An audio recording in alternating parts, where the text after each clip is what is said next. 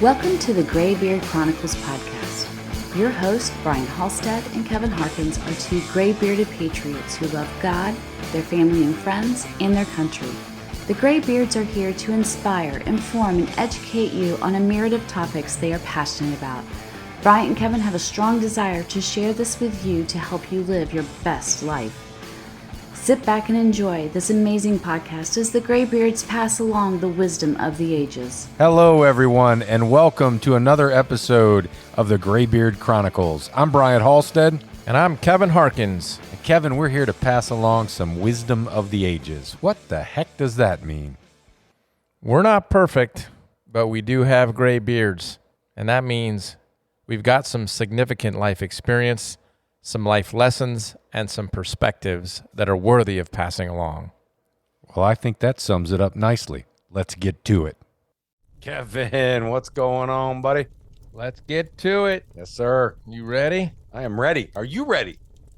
I am ready. Are you ready for the next biggest holiday in America?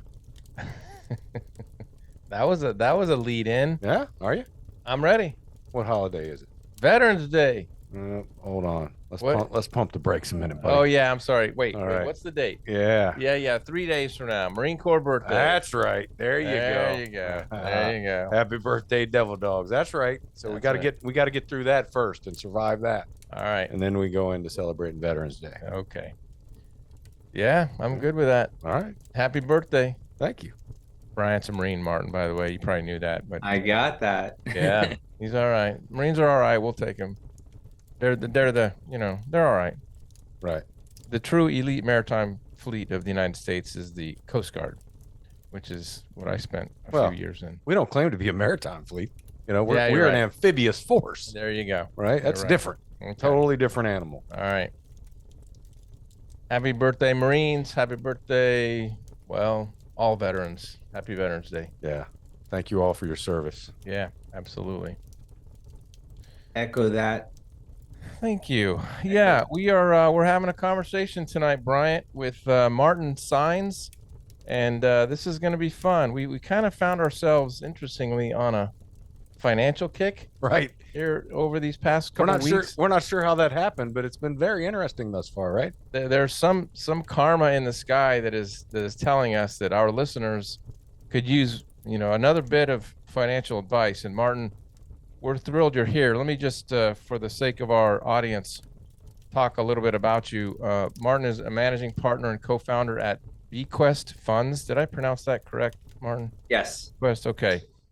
One of the primary objectives is to help investors grow their wealth and helping mortgage borrowers stay in their homes. I love that concept, and that is certainly a quality and characteristic that resonates with us. He's a thought leader in real estate, mortgage note, and passive income. He's owned and operated multiple successful companies. And outside the financial realm, one that I can relate to is a government consulting firm that he ran up in the Northern Virginia, DC metro area for a number of years, and actually wrote a book on it. And thank you for doing that. That's a world that Brian and I know very well, since that's the world we continue to live in. Yes, sir. You've written 5 books. You can find them all on Amazon. And as I mentioned to you before we started, we are not a financially focused podcast. We are passing on the wisdom of the ages. And so with that sort of a lead in, first of all, welcome. Thank you for giving us your time. And second of all, to talk to people who tend to be more layman-like when it comes to the financial world, we appreciate that there are folks like you out there, and look forward to chatting with you about it. And how'd you end up there? Yeah. So, let me start by saying, happy Veterans Day coming up. My father did 28 years in the Marine Corps, and my father-in-law did 21 years in the Army. So wow. I get it. And, thank you for your service to both you gentlemen. And so I'm pretty regular guy myself. And it was, just after getting out of grad school, and I was just kind of finding myself joining corporate America, trying to find my way through the maze of mid-level management, and I just realized it was just a really bad experience. It didn't resonate with me. I felt very, very trapped. I didn't have any control over where I was going, and so my wife and I just decided to start our own business, and we were in the Northern Virginia area at the time, and so what better thing to do than sell to the federal government? How hard could it be, right? And Right. yeah. You don't know what you don't know, right? Yeah, really, yeah. If I would have known, I may not have sold to the federal government. Just say that. But yeah, so our product was design, fabrication, and installation of museum exhibit displays, and primarily for DoD, and probably a good percentage of the exhibits you see around the Pentagon. I probably had a hand in installing, and my wife probably had a hand in designing. That's an interesting niche. So, That's that's pretty cool. So anyway, I mean, we were just grinding it out as small business owners, and I felt like that was our way of getting financial freedom, getting comfort. And what I found is, yeah, it was had a lucrative side to it, but I was working 100-hour work weeks and going everywhere, and Fort Drum for a month, Fort Leonard Wood. I mean, all these places that most people just don't go to, and it just was taxing. And so, we did that for a number of years, sold that in 2013, and was just on another life change, and just decided that I wanted to do something that felt like I was serving more people, and felt like I was earning income that was less stressful to earn. Okay. And I think that's where a lot of people are right now. They're just like, why do I have to work so hard for the income that I'm earning? Or why is my effort not equating to the amount of income that I need to bring in to afford the things that need to be afforded in life? Yeah. So that's really an interesting dynamic in life that you see everywhere. And there are people across this country who, frankly, to put it frankly, work their asses off more than 40 hours a week, and don't get the benefit of having a situation where they can enjoy passive income.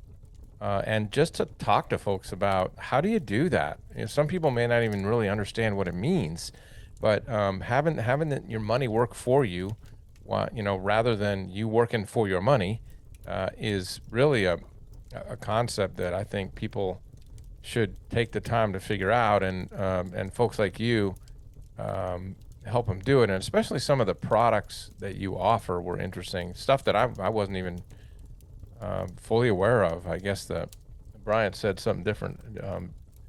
Second mortgage notes, is that what you said, Brian? Is that what it was? We'll have to ask Martin. The distressed mortgage market, Okay. I guess, is one of the terminologies for it, right? Yeah. So, it's interesting because you open up the podcast and you're like, well, we're going to talk about, financial advice. And I'm going to start by saying I don't give financial advice because I'm not a financial advisor. So what's interesting is, like, I don't want to give financial advice. Like, I just want to, as an investor, earn monthly passive income. And I want to help others who want to learn how to do that for themselves. So I'm on a mission in life in that regard, to help American families. And we also have international investors, and our international brothers just earn more money so they can provide for their families. And I have found a way to do that. And I just like to share what I've learned along the way, and how that's possible. And so with mortgages in 2013, since my wife and I, we were picking up commercial and residential properties in Northern Virginia, while we were having some fortune with government contracting. I was doing landlording as well. And what I realized is that I wanted to do something that met my financial aspirations more so than just landlording, which is kind of a long-term play. So I stumbled upon mortgage notes where you can buy a mortgage loan that's in distress. The homeowner hasn't paid in a few years, and you can buy it at a discount. And in a very compassionate way, you can reach out to the homeowner, find out where they are today. Did they get remarried? Did they get their health back? Things that hardships that they may have endured that prevented them from making the payment a few years ago. Well, they may be back on their feet. And the idea is, because you bought the mortgage at a discount, you're able to meet them in the middle and work out a payment plan that's sustainable and works for them, and create a loan modification, keeps them in their home, and it creates a cash flow stream for yourself and your company. That's incredible. I love that story, and I love what you're doing because, I mean, Lord knows what the economy's been through just in the past decade. And so the fact that you're right in the middle of all that, helping folks figure that out is, wow, that's service. That really is service. And that's very cool. Yeah. I think you used the word, or maybe I imagined it, but I don't think I did. I think you used the word compassion. And that's not a word I think that you hear mentioned or included all that often in the mortgage industry. So yeah, that's pretty cool. That's I mean, understanding that sometimes people just get in a bad spot based on circumstances way beyond their control. Absolutely. In '06, my wife and I bought a house in Woodbridge, Virginia, and we were just starting our small business journey, and we couldn't afford to make the payments. And so we fell behind a few years. And by the time our business started to do well, and we tried to reach out to the lender, they wouldn't talk to us. They would give us new representatives each time. They kept denying us for loan modifications, and this is a large lender, and so they treated us very poorly, and I think that always kind of stuck with me. So when I had the opportunity a few years down the road, well, once I started making money in '08, '09, just paid them off, just wrote a big check. But before then, it's like the distress. Nobody wants to stop making payments. Nobody's looking to do that. These are good people for the most part. And so I find that to be the case now as we work with these distressed homeowners and figure out what they can afford. They're generally good people and they want to do the right thing. And it's just they need someone to listen to them and give them options and kind of work a program that works for them. So how do you buy a distressed mortgage note? For somebody who might be in a situation where they are interested in doing so, and Brian and I both noticed that there's a couple different places where you talk about around a 9% growth rate of that note, and you talk about that for a minute. How do you buy it, and how risky is the 9%? Yeah, so buying distressed mortgages is we generally buy those in pools, and it could be 10, it could be 50 mortgages at a time, and we buy those in a private fund. My partner and I own without any investor capital. So we have about 35 million in assets under management in that private fund, and so that serves as an incubator, whereas we take them in a distressed state. We work with them through our asset management team, convert them into performing mortgages, and then we what's called re-season them. So we start collecting on-time payments for 12 months, 24 months, and we created a separate entity called Bequest Funds that buys in these re-seasoned, re-performing mortgages at an 11-12% yield. Now, what that means is, and I'll just kind of give you a little backstory, is in 2017, when I had been doing it for a number of years, I felt a calling, and I was at church actually in Woodbridge, Virginia. We were going to church there at the time, and I received a calling to share what I know about this. So I wrote Note Investing Made Easier, which was my first book, and to share how to start a note business for yourself. So I just gave away the formula, if you will, the business model. And that was a turning point for me, because I started receiving people coming to me and saying, well, look, I want to do this for myself. And I received other people that said, I don't want to do a business. I'm an attorney, or I'm just a doctor. I don't want to do a business for myself, but I want to earn passive income. So we formed Bequest Funds in 2020, in the beginning of 2020, in Stafford, Virginia, off of Garrisonville Road. And we launched an income fund that only buys these performing mortgages at an 11-12% yield, and pays out the investors at a 9% annual yield, and makes payments on a monthly basis. Wow. I mean, that's impressive. So is it still doing that? And certainly that's not guaranteed, right? You can't, or is it? I don't know. I don't even know what I'm saying there. No, nothing in the investment community is guaranteed. So you have to go off track record. You have to go on, but you have to be accredited to be in the fund. So what that means is you have to earn 200,000 as a single person, 300,000 joint as a joint filer, or have $1 million in net worth. Now, some people meet that criteria and other people don't. And regardless of kind of where you are, I think there's a few financial disciplines that people can put into place to kind of move towards financial freedom, or move towards building passive income in your life. And first step is to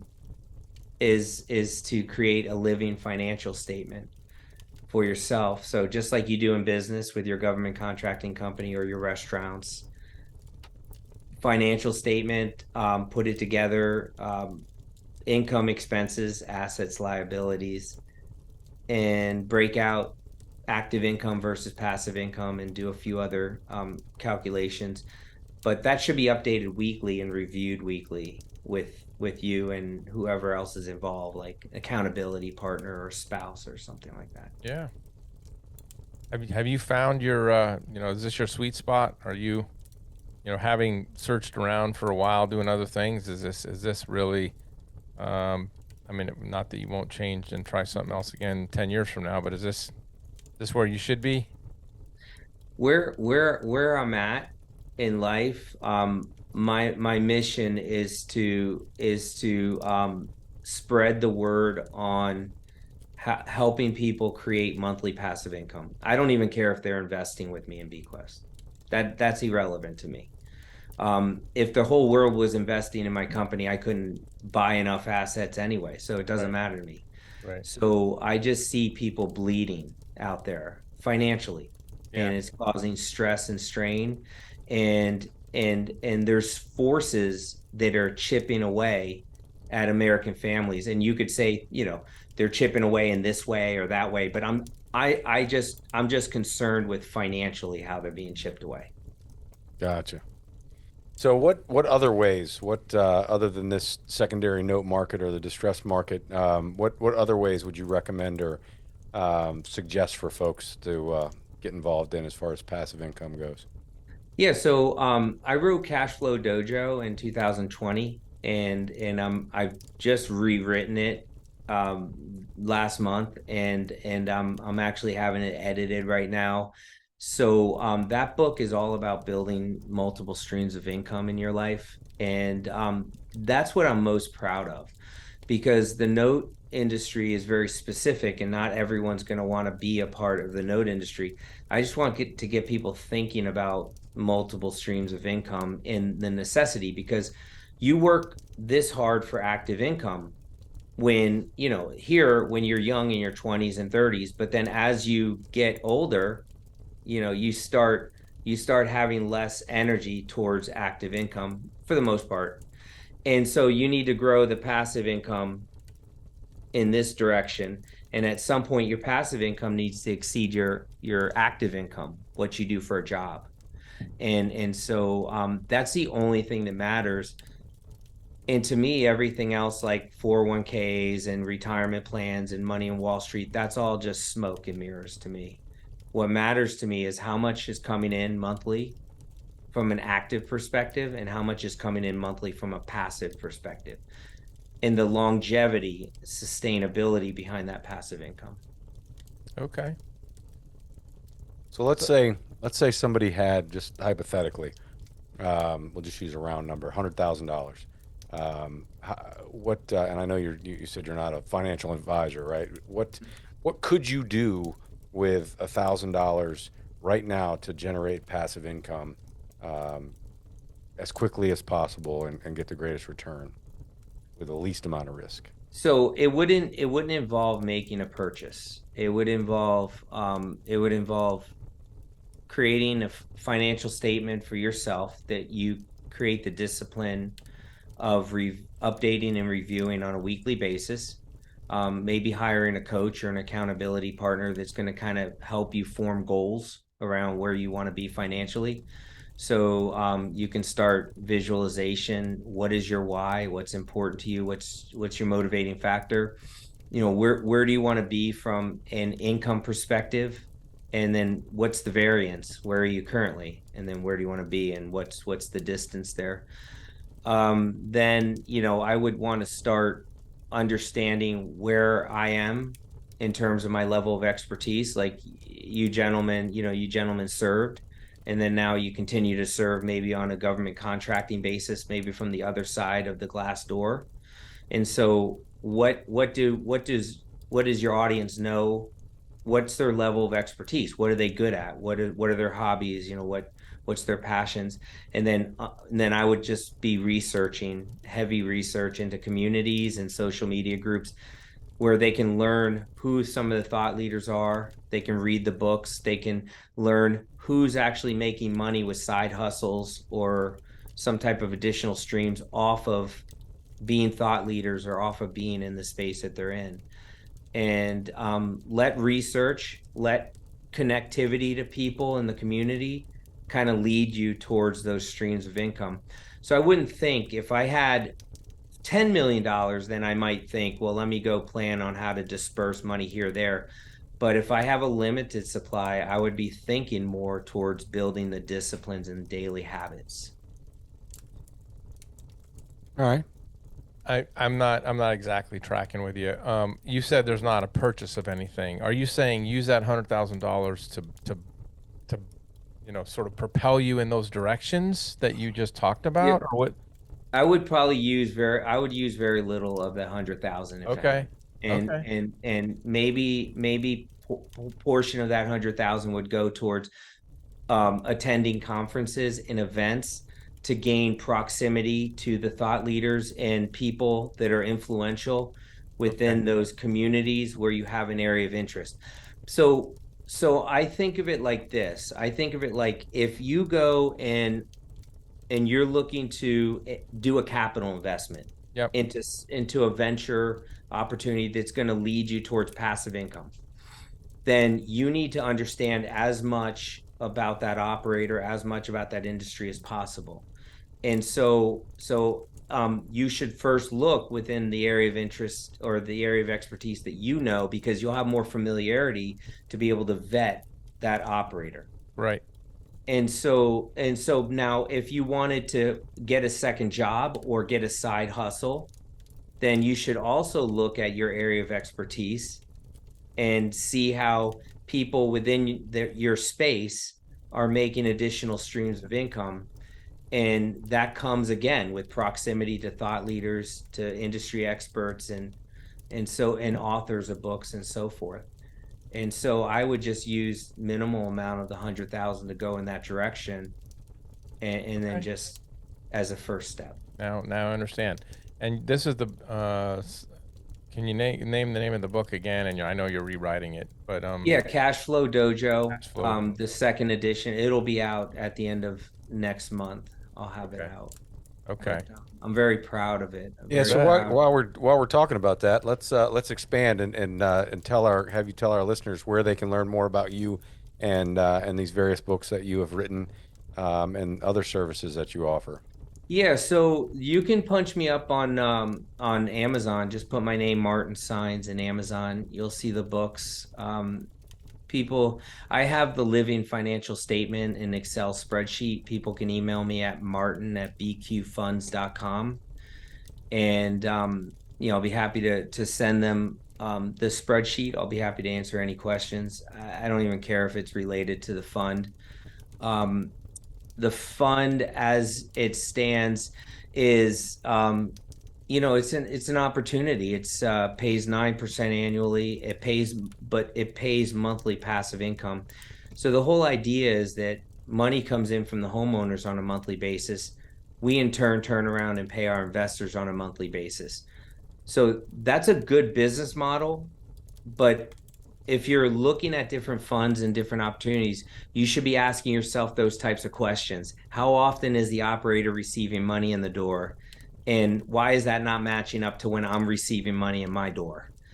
And so That's a great question. Yeah. some risk factors, some risk factors I think are important are who the operator is. And this is with any opportunity, wherever people go for investing. And that is just who the operator is, what their track record is, how accessible are they? Can I call Martin and talk to him and ask him some hard questions, or will I never be able to talk to him? Right. And capital preservation is another one. It's like, are they going to lose my money? And Right. that is so are they going to lose my money? Then what that means really in essence is you as an investor need to understand the operator and the asset class they buy and how they perform due diligence. If you don't have the intelligence or experience or what have you to understand that, then you're really not understanding if it's a good opportunity. Yeah. And then last is a return. What's the investment return? But that's least important, because if you don't understand if the opportunity is a good one or if the operators are good, then what good is knowing the return of it? Yeah. Right. Yeah, because it's probably not going to be all that good. Right. Mm-hmm. So, Martin, we mentioned this, I think, early on, and maybe in conversation before we started recording. But the whole premise of our podcast is passing on the wisdom of the ages. Sharing our experiences and the experiences of others to help people that are listening or watching take that advice and maybe do things different in their life and avoid some of the pitfalls that we have been subjected to or managed to dive head first into. And do it differently. So with the spirit of that in mind, what would you share with our listeners that we haven't talked about yet? Yeah, so I would say invest in assets you can control or have some high level of influence over, and that cash flow. This whole world, this whole educational system is built on funneling people's money to Wall Street, and you have neither control and in almost every case cash flow. You have no cash flow from those investments. It's an investment strategy of hope. Like, put money here and hope that it ends up there when you need it. Right. And by the way, when you need it, how are you going to convert it from here into stable monthly income that you need to live, because you're not working actively for income? And nobody teaches you any of that. And so I think the sooner the better people can think of, look, the litmus test. You see an opportunity, you see a way to achieve an additional stream of income, and you ask yourself, how much control do I have over the performance of this asset, the performance of this opportunity, and how will it cash flow for me? There's got to be some knowledge to the because I hear you talking, I understand the concept, but how do you have control? I really I don't understand that part of it. So in other words, if I own a property, if I buy a rental property, Okay. and I'm a Got it. landlord, Now I got it. then I have control over prior to purchase, I'm able to assess how much I'm able to get for the property after I do certain repairs, from a rental perspective, looking at comps and so forth. And then I have control over the tenant and how long they sign the lease, and my customer service to that tenant so they stay longer. And I'm able to control expenses with maintenance and so forth. So you have control. Now, you don't always have control when you invest into like an income fund, like Bequest is an income fund. So if you don't have control, some questions you want to ask is, how well do I understand the assets? So we buy mortgages on residential owner occupied properties. So these are people raising their families, and we target suburban markets across the US. So if you have a family and you have a home and you're in the suburbs, you probably can somewhat relate to what we do. You bet. And understand that you would kick and scream before you let your house go and put your family on the street. Right. Yep. And so you want to kind of understand what they're buying, and then more than that, you want to understand, okay, well, how does this person, how does this operation, how does this business vet these opportunities? So we buy mortgages. So, pulling title reports, pulling broker price opinions, which is like appraisals, credit reports, bankruptcy searches, skip tracing, all of these analysis tools to determine the viability of the homeowner and the property. And then, more than that, you want to say, is this in line with my why? So in other words, like helping homeowners stay in their homes. And I'm just kind of giving myself as an example, but you want to look at whatever opportunity and then just see how it resonates with you and your level of comprehension. And then, can I call the operators? Can I call the team and they're going to pick up, answer my email? How do they communicate with quarterly letters? Do they divulge their financials? And how transparent are they? Okay. And so even though you don't have control over something per se, you may be able to have a deep-rooted relationship with that entity. Yeah, that was helpful. Thank you. That was good. I just for one last thing, at least for me, I want to transition away from the details of the type of work that you do to just ask you something that's a little more personal. Were you? I was looking at your face. Were you making faces at me, or you're just going with it? No, I'm not. I am not making faces at you. Why don't I have a beard? No. So you've talked about your calling, you've talked about your passion, you've talked about your why. All of those things are very clear. The question I wanted to ask you, and again, I think a lot of times our audience is interested in stuff like this. What makes you tick? You personally, what makes you tick? Yeah, great question. Yeah, so I have 4 little children, 10 to 5 are their ages.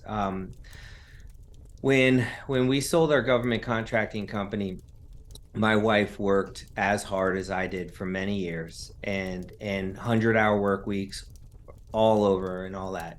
And so when the moment we sold the company, and I've been doing this, my wife has not had to work, she works at home with the children. Don't get me wrong. Yeah.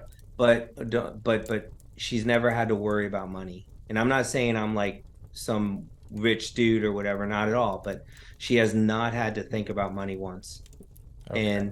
And so that drives me. And more importantly, I'm able to give back in ways I've never been able to give back before to causes that are important to me. And I'm able to hopefully teach my children about financial literacy, so that when they grow up in this world where no one knows much about financial literacy, even financial planners hardly know about financial literacy. Yeah. They're able to have a chance to make it. Yeah. Great stuff. Oh my goodness, that was great. Yeah, I think this has been very informative. I certainly, it's interesting that we end up on this vein of, the financial subject matter that we don't know exactly how that happened, but somebody thinks we should talk about it. whether the universe is aligning for whatever reason. So yeah, this is very cool. Certainly appreciate your time and knowledge and expertise in the subject matter, and appreciate you sharing that with us. Thank you. Appreciate it. Cash Flow Dojo. That's what I'm gonna read that. I'm gonna wait for you to finish the rewrite though, because that's gonna be. Yeah, please. I rewrote the whole book, and I'm gonna mail you guys a copy once it's out next month. Okay. That's awesome. Thank you. Yeah. You don't have to do that. We'll be happy to buy it. But No. I'll mail you a copy. Okay. Very cool. All I'm right. gonna deliver it to you at Six Bears, and I'm gonna have some beer, and because I missed that place so bad. Okay. We're there. It is a cool place, no doubt. That is not a difficult thing for us to do. Amen to that. All right, so we can't end without giving a shout out again, because we're recording on the evening of the 7th, right? Correct. So before this, well, actually the day after this goes live will be the birthday of the Marine Corps. So happy birthday, Marines, and then the following day, happy Veterans Day, and thank you to all of you folks out there that have served and continue to serve this great nation. We greatly appreciate you and your sacrifice and your family's sacrifice. Amen. All right. Well, do your thing. on that note, I'm going to do my thing over here. Do your thing. So I did my thing. Now I'm going to do this thing. You did it. No matter who you are, where you are, what you're doing, make sure between this podcast and the next, you take time to enjoy the ride. Thank you for listening to this episode of the Graybeard Chronicles. Please subscribe so you'll receive notification when new episodes are available. To learn more about the Graybeards, visit their website, graybeardchronicles.com.